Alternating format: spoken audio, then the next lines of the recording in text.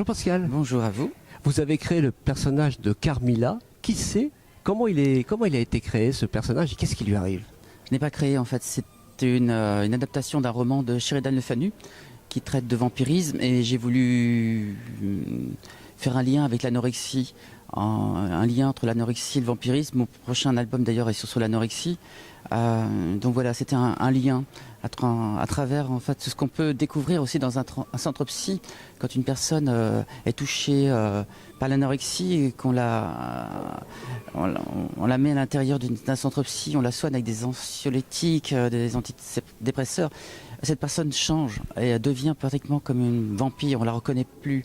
Elle perd tout son sentiment, sa libido, ses réflexes. En fait, c'est entre guillemets peut-être comme un zombie.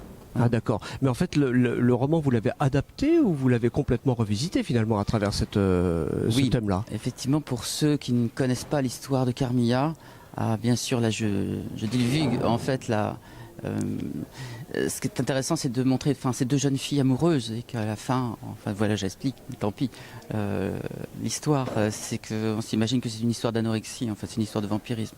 Mais bon, c'est symbolique aussi, donc c'est pas grave si les personnes savent ce qui se passe à la fin.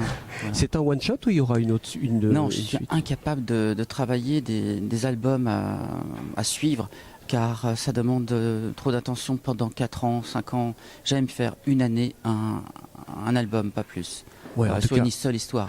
Donc j'ai trop peur, souvent je le dis, trop peur de mourir entre 2 albums. Voilà. Ouais. Ça m'angoisse le temps qui passe. J'aimerais bien devenir éternel, devenir un vampire, oui, ça ne me déplairait pas pour travailler plus sereinement, plus apaisé. Parce que c'est vrai, quand on commence un album, on ne sait jamais si on va pouvoir le terminer, ça dure 1 an de travail en général. Bien sûr, oui.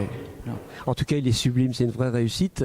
Et puis, avant de parler d'éternité, il y a au moins le salon aujourd'hui. Une belle journée encore. Hier, j'ai vu qu'il y avait plein de monde. C'est une belle réussite aussi, ce salon de la Ferté-sous-Jouarre. Hein. Ah, c'est une journée historique aussi. Oui, bien sûr. On va voir ce qui va en découler. Merci à vous, Pascal. Merci à toi. Au revoir.